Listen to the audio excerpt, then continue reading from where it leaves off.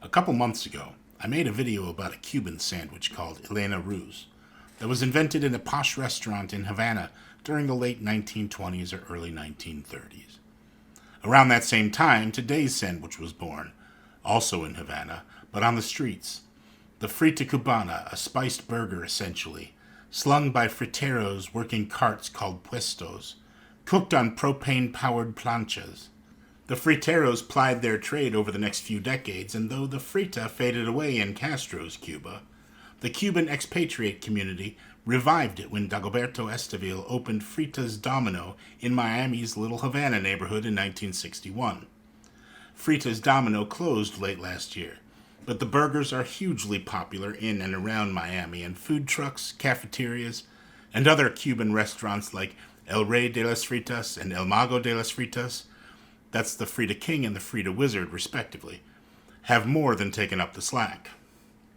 The Frita Cubana, or simply Frita as it's often called, starts with a seasoned patty of beef or beef and pork. The seasoning tends towards the garlic and paprika heavy, reminiscent of chorizo, and in fact some Frita makers simply mix chorizo into the beef for their patties. The recipe I used is on my site if you want to make it yourself. But I seasoned a beef and pork mixture with onion, garlic, both sweet and smoked paprikas, oregano, and cumin. The frita patty is smashed on a griddle with onions and doused with a spiced and vinegar-laced sauce while cooking. Then it's served on a bun with more raw onions, a good handful of shoestring potatoes, some more sauce, some ketchup perhaps. Sometimes these are served on a sturdier round roll that's closer in texture to the pan de agua used for a cubano. And I certainly don't recommend using the cheapest and squishiest of buns, but the potato bun I used stood up to the sauce and the absolute ziggurat of toppings just fine. Purists will say that's all you need. Others may add cheese, bacon, or a fried egg. And those are all delicious, but there's a lot going on in the frita to begin with.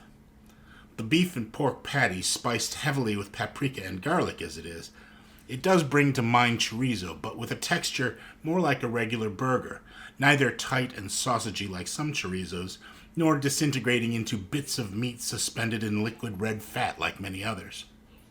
The sauce hits both sweet and sour notes, again paprika forward, but with a savory boost from the tomato paste as well.